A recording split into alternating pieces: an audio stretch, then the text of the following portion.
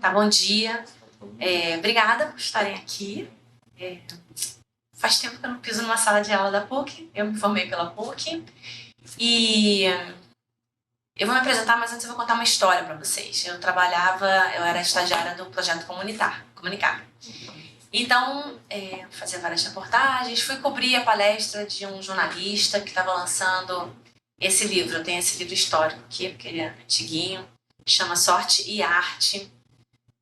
Jornalista das antigas, daquele que sentava na máquina de escrever, fumando, sabia escrever histórias fantásticas. E prestei uma atenção, adorei, li o livro, falei, nossa, o cara escreve muito bem. E aí, no final da palestra, eu fui lá, entrevistei, para fazer a minha reportagem. Falei, sou repórter do Jornal da PUC. Quando a matéria saiu, pequenininho, assim, no canto direito inferior da página do jornal, não sei como é que o jornal está hoje, mas o jornal era aquele formato standard antes. Eu recortei a reportagem, dobrei, botei no envelope, mandei por correio para ele, porque naquele tempo... Jornal impresso, né, Bel? Tempo da manivela. Eu disse que eu ia mandar a matéria para ele e eu enviei. Eu não lembro se depois ele me retornou, agradeceu, achou legal, o que quer que seja, mas semanas depois ele me telefonou e me convidou para ser repórter de economia do jornal que ele dirigia, era um jornal de São Paulo, e eu não estava nem formada. Falei, gente, esse cara é louco, né? Como é que ele vai contratar uma repórter de economia sem nenhuma experiência? E eu pensando que eu ia ser repórter de cultura, porque eu queria falar de cinema, de livros, de coisas boas da vida, né? Bem, acabou que ele era mesmo doido, ficamos muito amigos, ele virou meu padrinho profissional, pessoa a quem eu recorria para pedir conselhos durante boa parte da minha vida profissional. Ele já morreu. Eu lembro que a matéria, eu achei genial o título que eu dei. Ficou assim: A Sorte de Fazer Jornalismo com Arte. O livro dele chamava Sorte e Arte. Eu achei que título ótimo. E foi essa matéria pequenininha ali no Jornal da PUC que deu início à minha carreira. Então, eu fui ser repórter de economia e eu fiz isso por mais de 20 anos. Repórter, editora, economia sempre é a parte principal da minha cobertura. Né? Então, resumindo assim a minha carreira, eu comecei nesse Jornal de São Paulo, que é o DCI, que existe até hoje, o Jornal do Brasil, Folha de São Paulo, e a revista Época, onde eu trabalhei mais tempo, 12 anos, e saí de lá em 2015 para cuidar mais da minha carreira de consultora e escritora independente, porque eu achei que já era tempo de eu cuidar mais do texto como eu gostaria de cuidar. Então, assim, a Lu me convidou para vir aqui, eu pensei, vou falar com vocês sobre texto, porque eu acho que às vezes o texto está esquecido. Se vocês olharem agências de comunicação, grandes empresas, quando fala da área de comunicação, está subentendido que o texto está lá, que o texto está bem feito, que o texto está escrito, que a gente entrega um bom texto, porque gerencia a crise, porque trata do seu propósito, das suas histórias, como se o texto não existisse, como se o texto estivesse ali nas entrelinhas. E o texto é a nossa ferramenta de trabalho. A maior parte do que vocês fizerem, onde quer que vocês vão trabalhar, vai ser por escrito. Vocês vão enviar e-mails, fazer relatórios, propostas, press releases, escrever histórias, quem sabe até ser ghostwriter de quem quer que seja, escrever seus próprios livros. Vocês vão se comunicar a maior parte do tempo por escrito. E então, assim, por isso que eu pensei, vamos aqui conversar um pouco sobre o texto, porque não importa a área de especialização, provavelmente vocês, essa geração, vai passar por muitas experiências, né? Ninguém mais fica 12 anos trabalhando numa revista que nem eu fiquei, mas é legal, porque vai trazer histórias, isso vai acrescentando ao repertório de vocês e tudo vai fazendo sentido, como fez sentido o Jornal da PUC, para eu ir parar numa reportagem de economia e conhecer as pessoas que eu conheci. Então, só tenho a agradecer quando eu olho para trás. Então, sendo assim... Só para complementar aqui, a sorte, né? Eu tive a sorte de conhecer a Bel, a gente trabalhou juntas no Jornal do Brasil, na economia do Jornal do Brasil. Então, quando eu fui para lá, a Bel já estava, né? Jornal do Brasil que não existe mais, acho que tem online, JB Online, não sei. Tinha. Não sei se ainda tem, se está vivo. E a economia, né, a gente fica muito, assim, assume um lado muito técnico, né? difícil até de falar sobre economia muitas vezes, de passar, né, a notícia de uma forma didática, não tão didática, mas que as pessoas consigam ler e entender, né, que não fique uma linguagem hermética, né? E nesse aspecto, o texto, só para corroborar essa coisa da importância, o texto também é muito bom, porque se a gente sabe utilizar o texto, a gente consegue fazer essa tradução, principalmente em assuntos que são mais complexos, né? Ou que se pensa serem mais complexos, como é a economia. Só para complementar aqui a importância. Ótimo. Então, assim, o que eu preparei para falar para vocês não são conselhos, porque cada um vai ter uma experiência daqui para fora que vai acrescentar histórias que eu não tenho, vivências que eu não tenho, que aluno tem. Mas eu fiquei pensando, eu elaborei aqui alguns princípios que me guiam até hoje. São princípios aos quais eu me apego e eu tento não esquecer. Alguns desses princípios eu gostaria de ter tido mais cuidado desde o início. Eu queria que tivessem me avisado. Oi, Carol. Tudo bem? Começando. Então, são princípios, não estão baseados em nenhum manual, não é certo ou errado, é a maneira como eu encaro tudo que eu aprendi como jornalista, escritora e como estudante, como pesquisadora, que eu queria dividir aqui com vocês. Então, esse primeiro princípio é zele por seu texto. O seu texto não tem nada mais importante do que o seu texto. O seu texto é a sua reputação. É como as pessoas vão te julgar, gostar de você, rejeitar suas propostas, se aproximar. É aquela história da arte de fazer jornalismo. Você vai chegar na mente das pessoas e no coração pelo que você escreve. E isso significa que a gente sofre no meio do caminho, porque aí tem alguém que mexe no seu texto, que muda uma palavra, que tira a vírgula do lugar. No dia seguinte a gente quase tem um infarto quando vê o jornal publicado e eu não escrevi isso.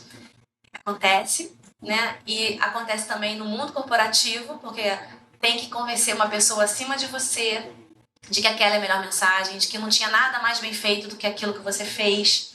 Então, essas negociações de palavras, de frases, a forma de entregar o texto é uma luta eterna na carreira das pessoas que trabalham com comunicação, tá? E não só jornalista de redação, mas todo mundo que trabalha com texto, na verdade. A gente sabe.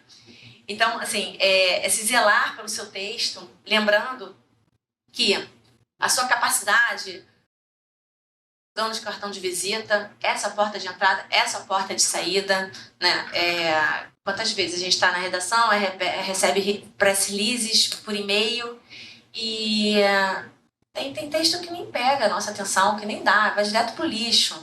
Agora, tem texto que você olha assim, tem alguma coisa aqui, gostei. Então, assim, claro, tem que ter a simpatia, tem que ter educação, tem que saber se aproximar das pessoas, claro, que uma hora você vai passar a mão no telefone e vai falar com alguém. Mas aquele texto é o primeiro chamariz, sabe? É a coisa de, as pessoas respeitam mais quem escreve bem. Isso é um fato. Né? É como você vai se colocar no mundo. Então, levem isso, vale a pena a gente não brigar não é bem a termo, mas defender o texto. E defender o texto de nós mesmos, sabe? De olhar para eles e pensar, tá tudo ali que eu deveria falar? Tá redundante? Tem alguma coisa sobrando? Eu tô abusando do tempo da pessoa que tá me lendo? Eu tô deixando ela muito tempo esperando por uma notícia que tá lá no fim do meu e-mail? Sabe? Todas essas perguntas que a gente deve se fazer sempre quando for escrever qualquer coisa. Uma amiga da escola falava assim, quem escreve bem a gente reconhece até em bilhete. E eu sou dessas que gosta de ler até bilhete bem escrito, sabe? Postagem bem feita, comentário espirituoso. A gente não esquece das pessoas que fazem a gente rir, que fazem a gente se emocionar, que fazem a gente pensar, que fazem a gente se mexer na cadeira. E isso a gente consegue com um texto bem feito. Deixa eu ver o que eu tinha aqui. Vou contar uma história aqui de um texto rápida. Conta. Quando eu chamei a Bel para vir dar essa palestra, a gente estava conversando sobre o texto e tal, e ela falou assim, você tem aquele seu texto do tomate? Eu não tenho a menor ideia que texto é esse do tomate. Eu lembro. Olha só como é que o texto volta. E a gente, enfim, né, a gente trabalhou, tem mais de 30 anos juntos e tal, E eu não lembrava que história é essa, porque no jornalismo diário a gente escreve, não vai lembrar do texto do tomate e tal. Mas essa coisa do texto, você ser reconhecido, quer dizer, de repente, né, ela começou a prestar atenção em mim na redação por causa de um texto de um tomate, que podia estar bem escrito e tal, e chamou a atenção dela e ela ficou com isso na cabeça. É verdade. A Lu, ela escreveu uma matéria de negócios dos produtores de tomate no interior do Rio de Janeiro. E aí tinha uma rivalidade entre duas cidades. Eu não sei se eu estou inventando agora, mas não tem problema se eu estiver inventando. Porque não, ela provavelmente conseguiu... é Patido Alferes, que tem a produção tinha de tomate, festa eu não do sei tomate. se tem outra, é isso. Provavelmente no meio do texto ela fez alguma gracinha, tinha alguma guerra do tomate, tinha alguma piada que coube ali, sabe? De ketchup, alguma coisa que eu lembro, assim, essa matéria ficou muito divertida, ficou boa de ler. Porque às vezes é isso, a gente vai ler, mesmo que a gente não se interesse pelo assunto.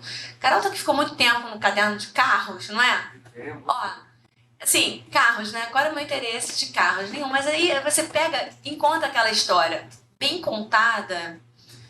Eu sou muito apegada à forma. Eu vou falar quase que uma heresia. Às vezes eu acho que a forma supera o conteúdo. Você vai falar de qualquer coisa, mas se você contar aquilo bem, cara, você vai prender a atenção de quem está lendo você até o final. Eu acho que você faz com carros, com a Guerra do Tomate, entendeu?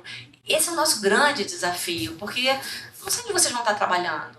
Pode ser que não tenha, assim, nenhum assunto muito excitante. Nossa, qual é a relevância disso, né? Mudança climática, o mundo acabando e eu vou falar disso. Sim, mas você vai falar disso com vontade, você vai falar disso porque você vai ter autoridade, credibilidade, inventividade, criatividade, tudo isso que termina com arte, sabe? Você ia falar alguma coisa? Não, é isso mesmo. Deus te agradecer aí por compartilhar com a gente a sua vasta experiência e essa paixão, né, que nos une a todos que estamos aqui pela boa escrita, que consequentemente significa o quê? Uma boa leitura, atrair, né? É difícil, às vezes nem sempre a gente vai contar com um material, né? Mas como a gente costuma lembrar, né, uma das chaves para também escrever bem é ter um ótimo material, a pauta, a apuração, tudo, uma coisa está encaixada na outra. Obrigado, Bel. Imagina. É isso mesmo, até assim, voltando atrás, né? Acho que a minha história acaba sendo igual de muita gente. Quando eu fui fazer vestibular, eu pensei, vai lá, cara, quem é que vai me pagar para eu descobrir história e escrever? Né? Que fantástico! Você paga para escrever histórias. E era o que eu queria fazer. E nessa parte de cuidar do seu texto, o Carol lembrou, quer dizer, a leitura sendo uma fonte de inspiração para a gente trazer. Eu tenho uma teoria muito particular, nada científica, que é eu escrever de ouvido. Porque eu toco piano desde criança. E eu comecei a tocar piano de ouvido porque as minhas irmãs mais velhas, eu sou a caçula, elas tocavam piano.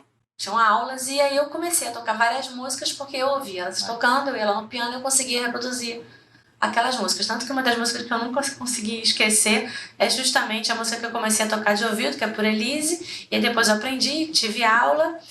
E essa coisa de você aprender a música de ouvido tem muito a ver com escrever, porque a gente também escreve de ouvido.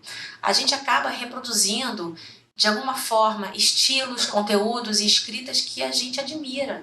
A gente vai lendo autores e autoras que de alguma forma nos tocam e vai formando um repertório que vai se transformando até ele ser só seu, até você ter a sua voz única, até ela se destacar no meio de várias vozes que você colecionou ao longo da vida. Então, assim, zelar pelo seu texto é também olhar com interesse o texto de outras pessoas. Muito, porque a gente aprende demais.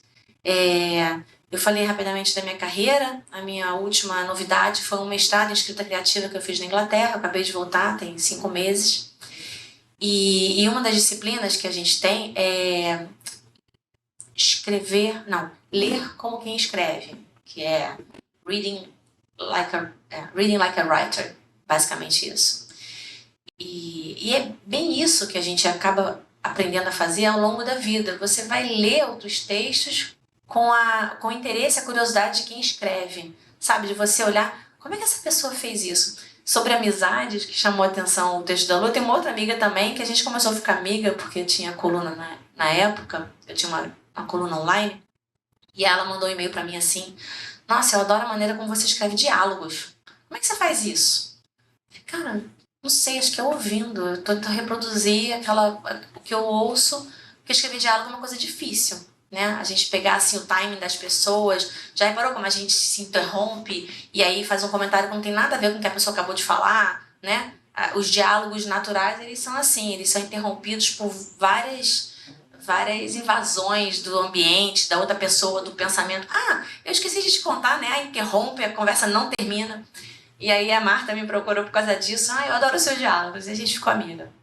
Então é isso. Acho que texto começa amizades, romances, namoros, tudo pode acontecer. Relações profissionais, oportunidades.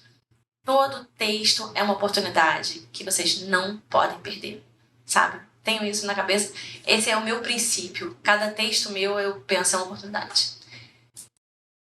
E aí a gente vai chegar nessa linguagem clara e concisa mesmo em textos longos. Acho que virou lugar comum falar que ninguém mais presta atenção em nada, ninguém tem tempo, ninguém tem saco para ler um negócio grande até o final. Mas eu acho que nunca ninguém teve. A gente tem que ter muito respeito com a outra pessoa, né? Quando eu imagino, eu escrevo porque eu quero ser lida. Eu quero ser lida. Eu não escrevo pra mim, não. Eu quero ser lida por quanto mais gente, melhor. Claro, sou carente, eu quero que leiam o meu texto. Então, quando a gente está escrevendo, a gente tem que imaginar, tá, como é que está o tempo dessa pessoa? Ela vai... Claro, são vários contextos, vai depender do que vocês estão fazendo, qual é o propósito, com quem estão falando, qual é o espaço. Mas a concisão, eu defino a concisão da seguinte maneira. Você conseguiu dizer tudo o que você queria dizer sem palavras sobrando, sem entulho. Você desentulhou a sua escrita de coisas que não deveriam estar ali. Então, por exemplo, um erro muito comum que eu vejo, às vezes, o press release.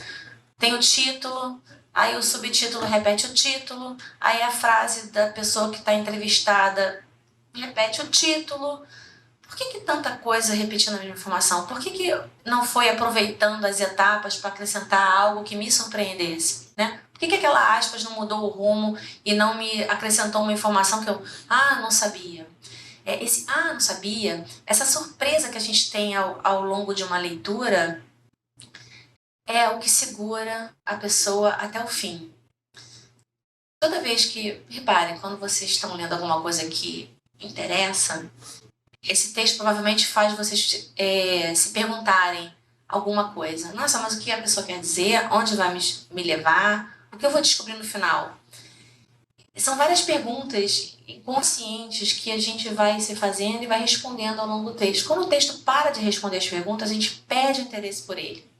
Divaga, nos deixa ir embora. Então, na hora de você escrever, a concisão ela é uma ferramenta para garantir que não vai desvirtuar, não vai começar a divagar por outros assuntos. E aí a curiosidade que eu fiquei pensando, vocês trabalhando numa empresa, numa instituição, vocês escrevendo matéria, o que quer que seja, vocês vão produzir textos longos. E o texto longo ele também pode ser conciso. O texto longo, conciso, ele é aquele texto que você lê sem sentir. Ele é fluente. Você não engasga no meio dele. Vocês vão produzindo esse texto longo, mas que vai emendando e ele vai pegando a pessoa pela mão e conduzindo até o final, né? Às vezes a gente lê um texto grande e pensa, nossa, nem percebi que o texto era tão longo, que estava tão bom de ler. Acho que esse é o grande desafio. E aí eu vou aqui antecipar o futuro, porque essa questão de linguagem clara, eficiente, compreensível, a linguagem compreensível, ela é basicamente um direito humano. E eu tô falando sério, porque lá fora já tem lei exigindo, por exemplo, nos Estados Unidos, as agências federais, elas têm que seguir a lei do plain writing, que seria uma escrita nítida, clara. Por quê? Porque os consumidores têm direito a entender as mensagens, a compreender o que está dito ali, a usar aquela mensagem, a não serem enganados ou a não terem acesso a uma mensagem ambígua. E no Reino Unido eles fazem isso, não é uma lei, mas é uma orientação, uma regra do órgão que fiscaliza os serviços financeiros, bancos, corretoras, tem que oferecer um texto na relação com o consumidor que não deixe dúvida. Isso eu acho bem interessante, assim, como as coisas às vezes começam lá fora e depois de pra cá, eu acho que é uma questão de tempo a gente ter uma lei dessa. Essa aqui é da FDA, né, que é o órgão que regula medicamentos e drogas nos Estados Unidos. E no Reino Unido tem essa do sistema financeiro. Tem esses links aqui, eu deixei com curiosidade se vocês quiserem explorar depois, porque não falamos dessa forma aqui. Claro, as empresas por conta própria, os bancos, eles têm a intenção, têm equipes de comunicação que estão preocupadas em, não, como é que a gente vai entregar isso? Como é que a gente vai fazer essa propaganda? Como é que a gente vai se comunicar com o consumidor? Mas esse é assunto sério, porque é o início da história, é como as pessoas interagem com o mundo, é como as pessoas vão ter acesso a serviços, a medicamentos, e essa linguagem tem que estar clara. Quer dizer, é quase que uma disciplina, né? Isso podia virar uma aula dentro de um curso, né? De formação de jornalistas, escritores, publicitários. É a linguagem clara, porque aí a gente vai entrar nos detalhes. Os detalhes eu acho que eu deixei para o próximo princípio. Quer dizer, como eu disse no início aqui, para vocês que chegaram depois, o que eu estou compartilhando com vocês não são conselhos, acabam sendo, mas são os princípios que eu sigo até hoje na minha carreira. Acho que alguns não desde o início, alguns mais recentemente, porque tempo de estrada vai dando a gente alguma autocrítica mais exacerbada. Então, o que eu estou compartilhando aqui são esses princípios que eu tento usar para guiar o meu trabalho. Queria complementar, né, como é que a gente escreve hoje esses textos na internet para favorecer o ranqueamento do Google, por exemplo. É o oposto do que a Bel falou agora, né? Quando a gente faz um texto, não sei se vocês já viram, né? Saiba como investir em, sei lá, cinco etapas, né? E aí a gente vai para o Google. E aquele texto vai enrolando a gente, vai enrolando, porque, né, ali eles querem, né, que a gente fique preso no texto, a audiência, o índice de novidade às vezes é 0. Você chega no final do texto e fala, caraca, me enganaram. Né? Ali não está entregando o que o texto prometeu. Né? Então, o texto claro, o texto que a gente tem vontade de ler, o texto que a gente fala, caramba, já acabei de ler, nem parece igual uma conversa, né? Quando a gente está com um amigo, pô, passou rápido o tempo, nem percebi e tal. E acaba que o texto, eu tenho uma esperança de que isso um dia vai mudar, né, na internet, até por conta de leis e tal, mas isso é outra história. É o oposto disso. E é chato, né? Não sei se vocês têm... Quando a gente começa a ler um texto desses na internet, no Google, que a gente acha por conta de SEO, de palavra-chave, não sei o quê, aquele texto, né, então veja, na próxima sessão eu vou mostrar para vocês como se faz isso. Aí você começa de novo a enrolar. Não, mas... Então vamos entender como se faz isso. São palavras-chave que vai te prendendo ali, né? E isso fica muito... Né, o texto, ele vira uma commodity barata, né? Ele fica chato e barato. E isso, né, quando você tem essas técnicas, você consegue fazer um bom press release, né? Você consegue vender a imagem de uma pessoa que você está fazendo assessoria, você consegue vender no sentido, né, de promover, você consegue criar uma campanha publicitária ou um bom texto jornalístico, e o texto está em tudo, é quando você faz exatamente o contrário, né? Quando você consegue ter essa concisão, essa criatividade, quando você consegue ter outros atributos que hoje são menos valorizados na internet. Isso que a Lu falou é justamente o texto que não entrega. Esses vídeos, essas promessas, eu vou te contar já já. Gente, pelo amor de Deus, nunca façam isso no texto. Você não começa a escrever um texto dizendo assim, olha, eu vou te contar uma história que vai explicar exatamente por que eu virei repórter. Aí você vai enrolando. Caramba, pelo amor de Deus, vai ao ponto. Né? Esse mecanismo, esse clickbait aí é contrário a toda a lógica de um bom texto. Isso realmente é muito perigoso. Agora, emendando aqui na questão da linguagem clara, não se misture. Isso é o seguinte, vocês provavelmente vão trabalhar numa empresa, numa instituição, vocês podem vir a trabalhar com um time de especialistas, podem ser economistas, podem ser juristas, podem ser pessoas altamente especializadas em um assunto. E aí o problema de se misturar é você começar a escrever como elas. É um perigo. Né? A ponto de começar a escrever em economês, já ouviram falar, em juridiquês, em academês. E aí a gente vai perdendo a noção de que aquela palavra, aquele conceito não conversa com todo mundo, né? Porque os grupos, as áreas especializadas, elas têm muitos jargões. Mas os jargões são inimigos da comunicação. Eles servem para piada, eles rendem altas piadas internas no grupo. Eu até perguntei para um médico assim, me conta aí de alguns jargões médicos. Eu estava reunindo material para escrever uma coluna sobre isso. De repente, daqui a pouco eu escrevo uma coluna sobre isso. Estou juntando material.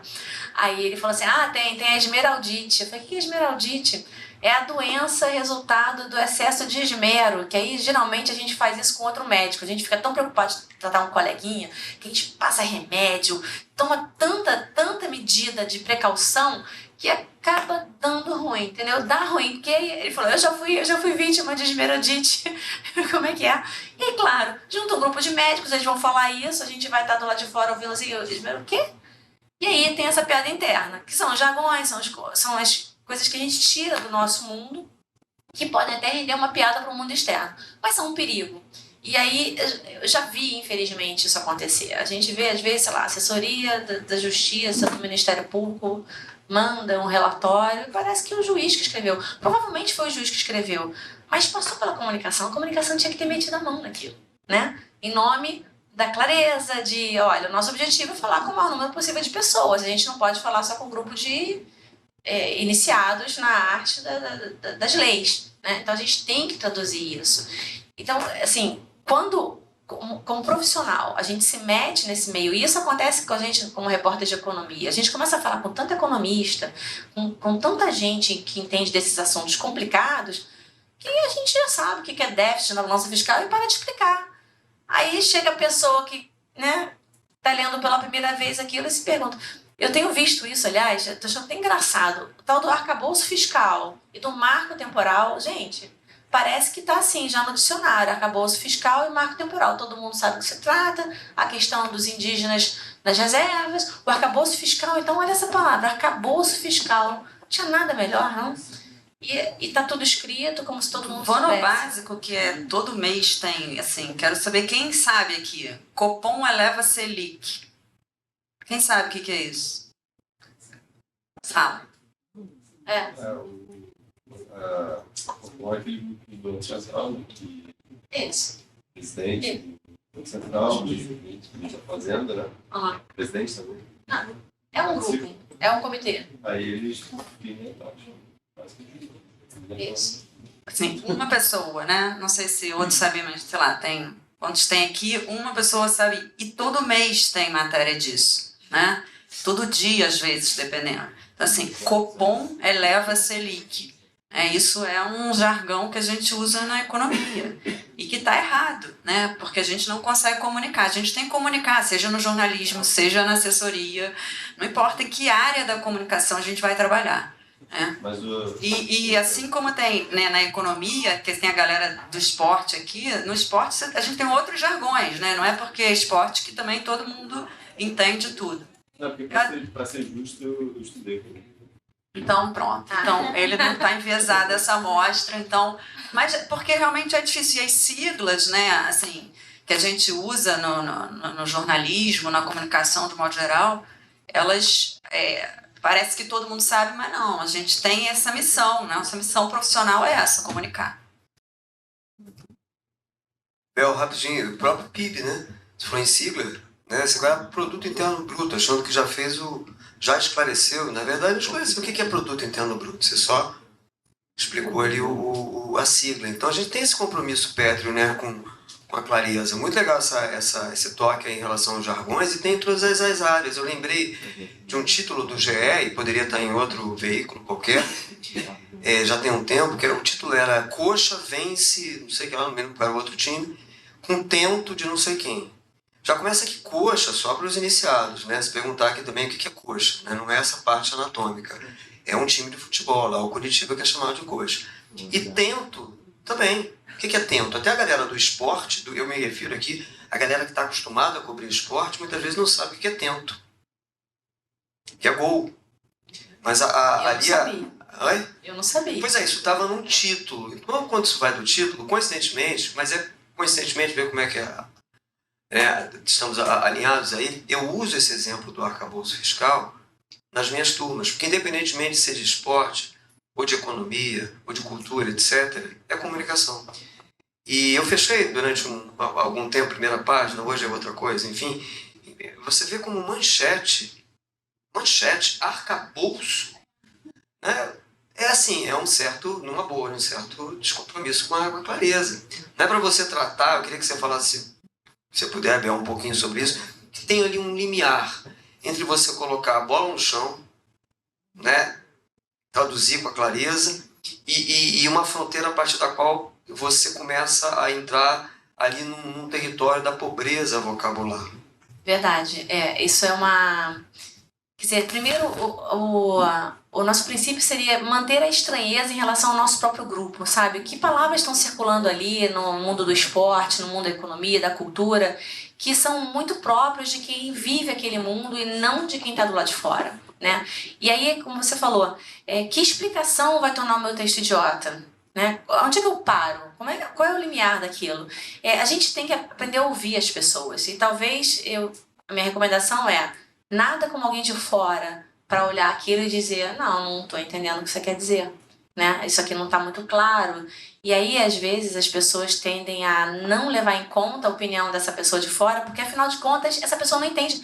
Graças a Deus que ela não entende. Justamente por ela não entender, ela talvez seja a melhor crítica do seu trabalho, não é?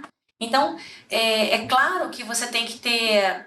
Eu lido da seguinte maneira, eu tenho a minha audiência em muito alta conta, eu tenho todos vocês em muito alta conta, acho que todo mundo me acompanha e tá lá na frente pensando coisa que eu não tô pensando ainda, porque eu gosto de ser tratada assim pelos textos, eu não gosto de ser subestimada, né? Então, dependendo do contexto que você está escrevendo, não subestimar a pessoa do outro lado da linha é uma ideia legal, porque você vai entregar mais. Agora, ao mesmo tempo, não vai esperar que ela tenha condição de destrinchar questões que só você sabe porque você está naquele mundo há muito tempo, você está falando com juízes e com procuradores, e aquele linguajar já está mais do que normatizado, né? Então, manter esse distanciamento, por isso que eu falei, eu brinquei, ele não se misture, continue sendo um forasteiro, uma forasteira naquele ambiente. Acho que isso é um bom princípio. E aí a gente vai entrar numa outra... nessa coisa de ambiente, que são as falsas erudições. Gente, erudição demais também é que nem jargão, é inimigo do texto. Não dá. Eu acho que ser erudito é ser simples, sabe? A simplicidade é muito sofisticada. Porque para você simplificar um assunto, você tem que conhecer muito bem esse assunto. E aí é uma arte. Pensa no TED, né? As palestras em 10 minutos, que os especialistas vão lá e conseguem contar para você uma história fantástica em 10 minutos e segurar a sua atenção. Como é que o cara conseguiu falar de física quântica de uma forma tão interessante? Porque ele usou uma metáfora que me ajudou a concretizar um conceito abstrato, porque usou historinhas, porque meteu uma coisa no meio que me fez rir, porque me fez pensar, porque me fez agitar na cadeira. Então, esses recursos que parecem tornar tudo tão simples são a verdadeira sofisticação de qualquer texto, falado ou escrito. Fundamente seu discurso. Aí a gente está entrando aqui num tema bem moderno, da nossa era, da infotoxicação, da desinformação. Gente, não tem nada que já não tenha sido estudado, é sério. Se procurar, tá tudo explicado, tem fonte, tem livro, tem pesquisa, tem na internet fontes confiáveis. Então, fundamental discurso traga argumentos. Escrever é a arte também de reunir os bons argumentos. E para isso, vocês, estando dentro de uma empresa, de uma instituição, de um jornal, de um veículo qualquer, de uma página na internet, que vocês tenham que publicar uma história, dá para enriquecer esse conteúdo com argumentos, com fundamentos. É só de um tempo para cá que eu acho que eu comecei a ter o hábito de encarar as reportagens como um grande ensaio. Porque aí a gente tem a chance não só de trazer o texto, trazer a história que se quer contar, mas de cruzar isso com outras informações, sabe? Com dados que vão tornar aquilo mais robusto. Eu fiz uma reportagem para Piauí, aí um pouco com base na minha experiência, eu morei em Portugal 4 anos, e eu estava contando a história das fonoaudiólogas brasileiras que estavam lá enfrentando problemas para conseguir serem liberadas para trabalhar. Então, na verdade, era uma discussão, não era sobre fonoaudióloga, era uma discussão do português que nos une, que nos separa, do mundo lusófono. Eu adoro, foi uma experiência que só me enriqueceu, que eu acho que conhecer o português em outras versões e outros falares é muito rico.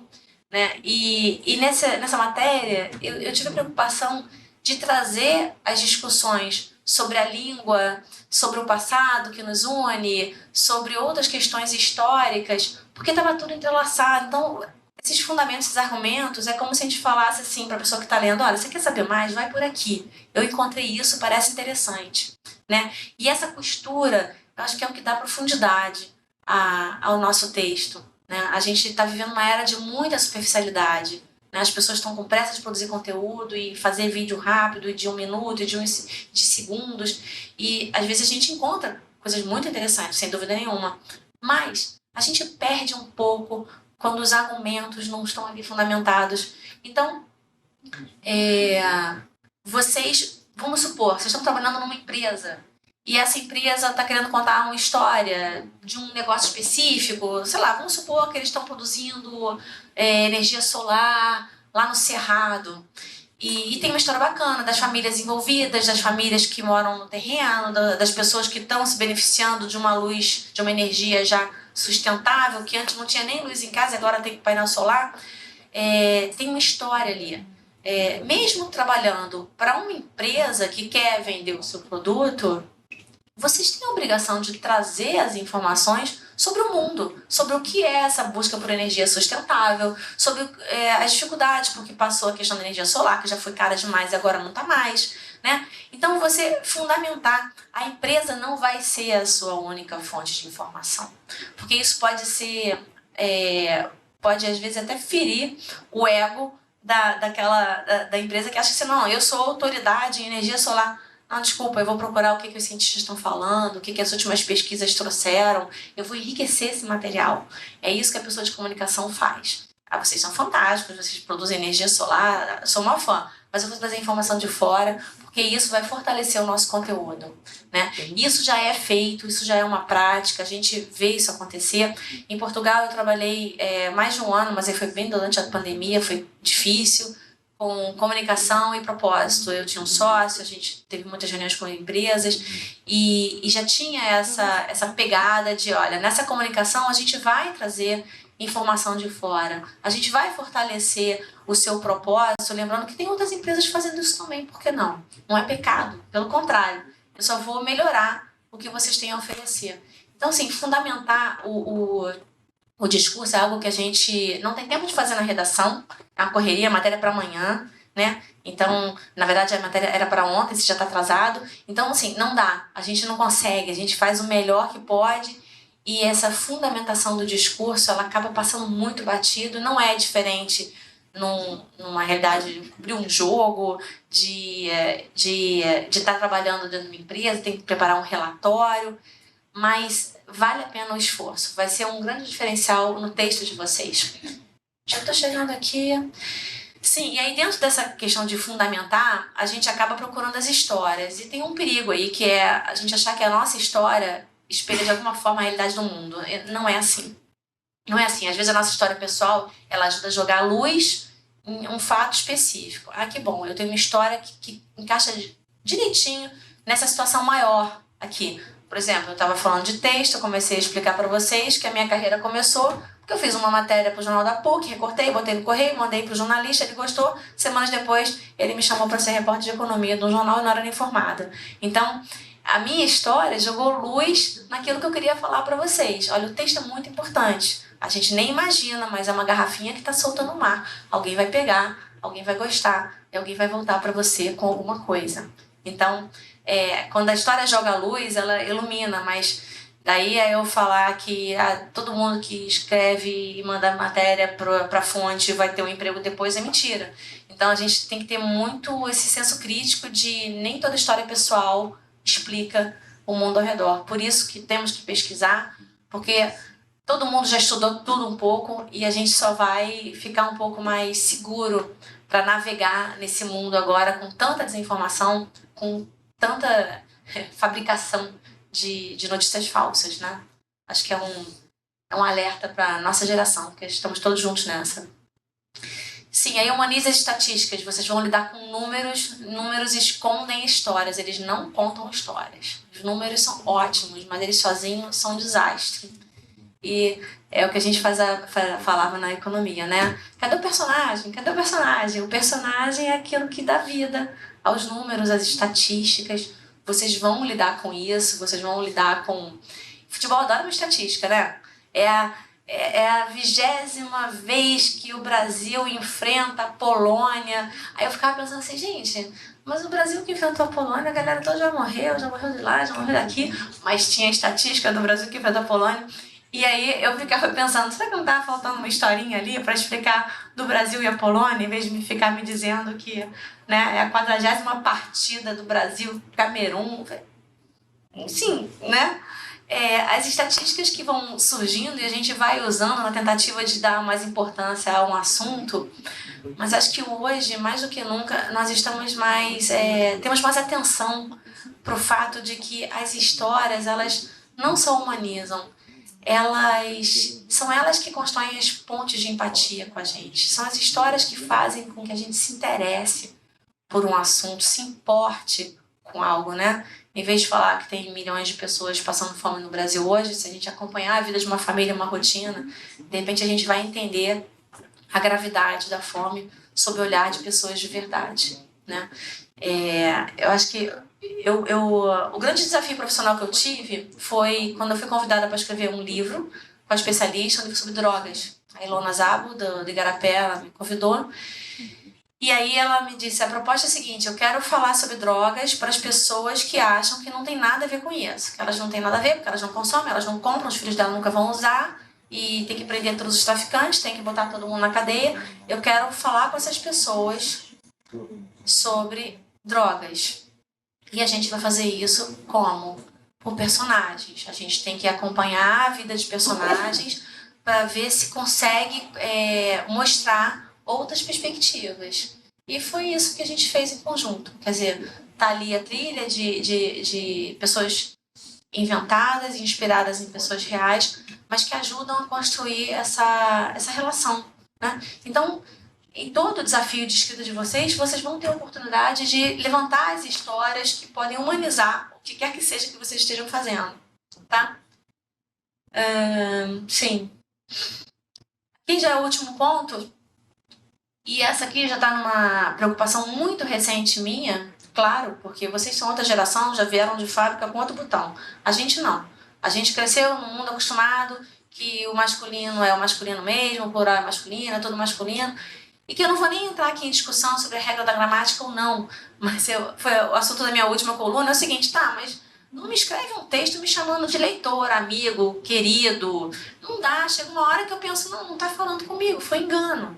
Então, esse estranhamento do texto, ele surge quando a gente lê o texto em voz alta e começa a pensar, tá, quem tá do lado de lá ouvindo esse texto? Então, assim, esse é um assunto que me mobiliza muito. Eu já escrevi 2 colunas sobre isso no Valor. Não falei, mas eu tenho uma coluna no site do Valor que eu falo de comunicação, de linguagem. Eu acho que são as estratégias que permitem que a gente fale com mais pessoas.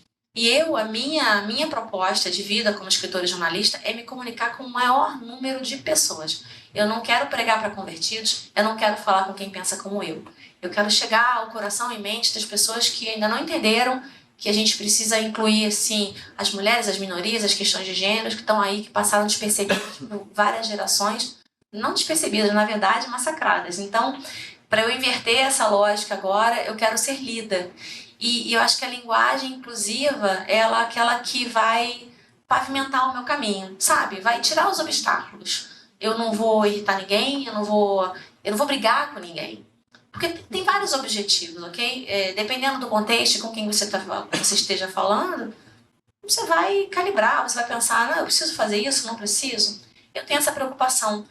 E são vocês, os profissionais de comunicação, que vão ter que convencer pessoas acima, abaixo, do lado, na hierarquia do lugar onde você estiver trabalhando, a melhor forma de comunicar. E vão ter que ter argumentos, e vão ter que ter paciência, e vão ter que mostrar, por A mais B, que assim funciona melhor. Tá? Eu acho que essa é uma batalha difícil, é de longo prazo, não é simples. Ah, mas não tá tudo certo? Não tá tudo certo. Como eu voltei para casa há pouco tempo, eu estava arrumando meus livros que estavam no depósito. Eu tenho muitos livros de coleções assim que eu comprei. Eles têm melhores contos do século, e têm melhores contos de humor, sabe aquelas edições fantásticas, que aí você tem vários escritores e escritoras num livro só, você não precisa ler tudo e você conhece um pouco de todo mundo. Eu fui folhear esses livros e aí eu me dei o trabalho, a pachorra de contar e ver que essas mulheres eram tão em menor número, assim. E como é que isso não chamou minha atenção? Eu sempre li muita mulher, como é que essa coleção não tem mulher? Então, assim como a linguagem inclusiva, eu acho que a nossa geração e outras gerações até mais novas estão começando a se dar conta das armadilhas que a gente monta. E assim, a nossa língua latina ela tem armadilhas porque nós temos as questões de gênero que estão ali, que são, mas a gente vai mudar, não vai mudar, vai criar uma linguagem neutra. Essa é uma discussão mais complicada. Eu acho que, por enquanto, nós temos já à disposição formas de comunicar que são mais inclusivas, que contemplam mais pessoas, porque, de novo, eu não quero que ninguém engasgue no início do meu texto, eu quero que a pessoa, de preferência, chegue até a última linha. Então, eu tento liberar o caminho, sabe? Por isso que eu falo da linguagem inclusiva, mas eu digo, o objetivo eu quero estabelecer, construir pontes com uma audiência bem ampla, porque é isso que uma comunicação bem feita faz, né? Você não fala com um grupinho, você não fala com a sua tribo, você faz o recado chegar a quem precisa ouvir o recado. Como o livro de drogas, ela queria que o livro fosse lido por quem achava que não tinha nada a ver com o assunto, né? E isso é um desafio que vocês vão ter em todas as áreas. Vai trabalhar em esporte? Tem gente de esporte aqui. Como é que eu faço aquela pessoa que nunca chega no caderno de esporte ler a minha matéria? Como é que eu faço isso? A gente quer ser lido, a gente quer passar o recado, a gente quer mostrar que tem um lado divertido, que tem um lado de saúde, que tem um lado importante, que tem um lado social, tem um lado polêmico. Tem tanta coisa acontecendo ali, como é que eu pego essa pessoa e trago para cá? O meu texto ele tem que agregar. Então, como eu disse aqui no início da minha conversa, alguns desses princípios eu fui desenvolvendo ao longo da minha vida. Isso aqui é uma coisa muito recente. Como é que a gente passou tanto tempo não vendo nada de estranho, né? Achando que tudo bem porque era regra, mas eu acho que é pior quando tem isso, né? Quando o texto estabelece um suposto diálogo e fala assim, não, você que é um investidor? Não, eu não sou investidor. Por que não escreve você que quer investir? Você está interessado? Por que não pergunta você tem interesse? Assim, estamos honrados, por que não diz que foi uma honra para todo mundo que está aqui? Então, são sutilezas, são mudanças muito pequenas que eu acho que fazem grande diferença no resultado. Porque você vai olhar para aquele texto e falar assim, não é que eu consegui fazer? Né? Então, assim, é possível, eu fico muito atenta a isso, inclusive a minha fala, meu discurso, eu tento me policiar, mas eu também digo o seguinte, é uma questão de ritmo. E um bom texto tem que ter um bom ritmo. Eu não faço trocas que prejudiquem o ritmo do meu texto, porque eu não quero correr o risco da pessoa bocejar no meio do caminho. Então, vocês vão ter que ter essa sintonia fina, ligada, esse detector de problemas, né, que passa pela linguagem inclusiva. E assim, vou encerrar aqui. Quer falar? Foi. Só lembrando o seguinte, ainda sobre linguagem inclusiva, em especial, né, no mundo corporativo, organizacional, me parece que essa seja mais do que uma tendência, já uma realidade, né? Quer dizer, com as organizações cada vez mais inclinadas ou absorvendo, né, os princípios do ESG, ou seja, da responsabilidade social, entre outros, essa linguagem inclusiva passa a ser quase que uma obrigação também para os profissionais, para as profissionais de comunicação que lidam, né, em diferentes funções com esses estratos aí da comunicação organizacional, não é isso? Verdade. E isso tudo está num contexto também maior, que é outro assunto que me preocupa, eu não vou falar disso aqui agora, mas eu acho que é a polarização política que a gente vive, a oposição de grupos, esse clima de animosidade, de adversidade, né, que o outro vira o adversário, a outra pessoa vira a representante de tudo que a gente rejeita. E é muito ruim, porque assim, não tem sociedade fragmentada que avance, que progrida. Isso é um fato, é uma fraqueza, é um caminho de para a entrada e escalada da violência, né? Combater a polarização na União Europeia é uma questão de segurança pública, tá? Os governos, as prefeituras, os estados, eles lidam com a questão do combate à polarização extrema e nefasta, porque eles entendem que é um caminho para o radicalismo, para os ataques, para os atentados, que são a última instância desse ódio entre grupos. Então, é um assunto que está lá na esfera de segurança pública mesmo. Eu fiz uma matéria sobre isso para a Folha de São Paulo no passado. Eu comecei a conversar e comecei a investigar o assunto. E isso é uma coisa que me preocupa. Então, assim, eu acho que a linguagem, a comunicação, ela é a nossa ferramenta de pavimentar o caminho, de estabelecer contato entre pessoas que não se falam, entre grupos, como eu disse.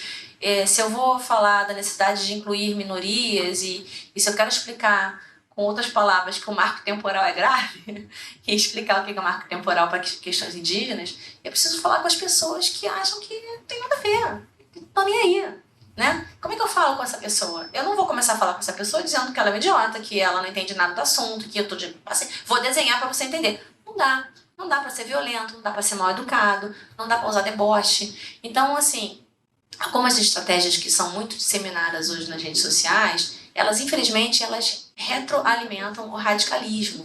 E isso, eu acho que não condiz com uma comunicação eficiente, envolvente, que cumpre o que promete, né? E aí, assim, a última coisa que eu queria falar para vocês eu queria lembrar do detalhe dessa história, mas era o seguinte: um jogador de beisebol americano, o cara é uma estrela, esqueci o nome, eu procurei, mas eu esqueci, eu li isso em algum livro. E ele sempre dava um show. Toda jogada, toda partida com o cara era um show. As pessoas jogavam, corria. Era uma coisa assim, boa demais de ver. E aí perguntaram pra ele numa entrevista qual era o segredo daquela disposição, treino, disciplina, né? Enfim, o segredo do seu sucesso. Aí sabe o que ele disse? Assim, eu sempre penso que ali na arquibancada tem alguém que tá me vendo jogar pela primeira vez. Então é isso. Sempre vai ter alguém lendo vocês pela primeira vez. Sempre. E aí tem que causar uma boa impressão. É o e-mail, é a newsletter, é o press release, é o recadinho, é a postagem na rede social, é uma matéria, é um relatório, é uma proposta comercial. Alguém vai estar lendo vocês pela primeira vez. Então, assim, faz um jogaço, sabe? Melhor, corre, se esforça, joga longe a bola, zune, marca um gol. Marca um gol, porque todo texto é uma oportunidade. Não deixem passar. Pediram para vocês escreverem um texto, capricha. Assim vale a pena. Esse era o recado final. Tá?